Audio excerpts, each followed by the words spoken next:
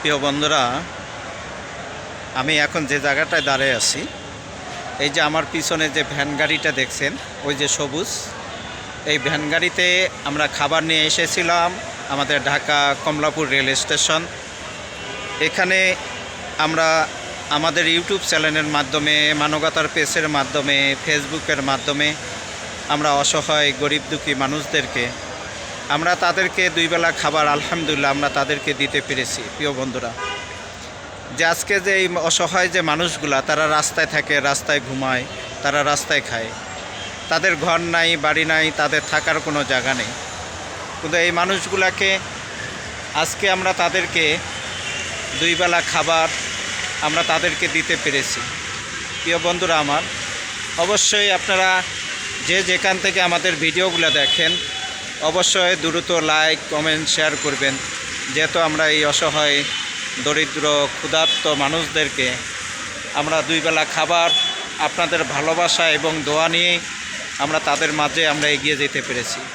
প্রিয় বন্ধুরা আমার, অবশ্যই আপনারা আমাদের ভিডিওগুলা যে যেখান থেকে দেখছেন, যে আজকে দেখেন এই যে রাত প্রায় 2টা বেজে গেছে, এই রাত্রে 2টার সময় আপনাদের জন্যই আমরা কিন্তু ভিডিওগুলা কিন্তু বানাচ্ছি, আপনাদের ভালোবাসা পাওয়ার জন্য, আপনাদের সহযোগিতার জন্য আমরা কিন্তু এই ভিডিওগুলো বানাই।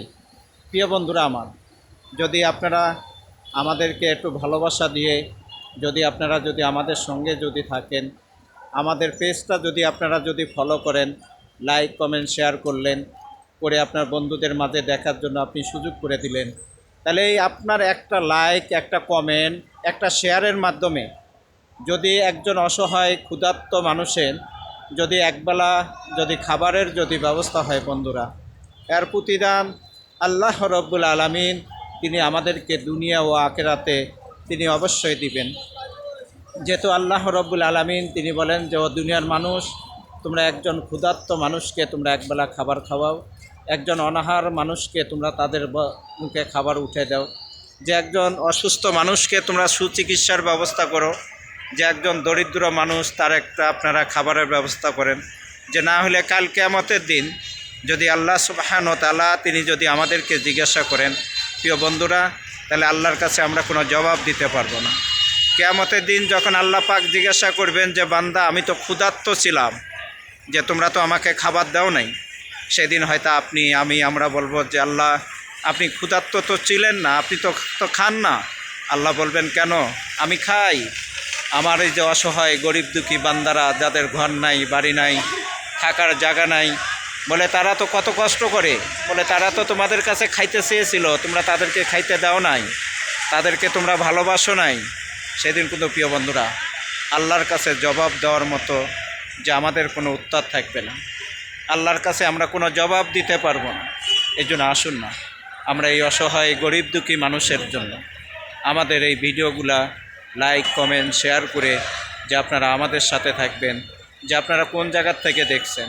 প্রিয় বন্ধুরা আমার, অবশ্যই আপনার এক একটি লাইক, এক একটি শেয়ার, এক একটি কমেন্ট সবচেয়ে বড় মূল্যবান, সবচেয়ে বড় দামি, যে আপনার এই দামি একটা লাইক, একটা কমেন্ট, একটা শেয়ার আমাদের এই মানবতার পেজের জন্য যে আপনাদের সাহায্যের হাতকে আপনারা বাড়িয়ে দেবেন।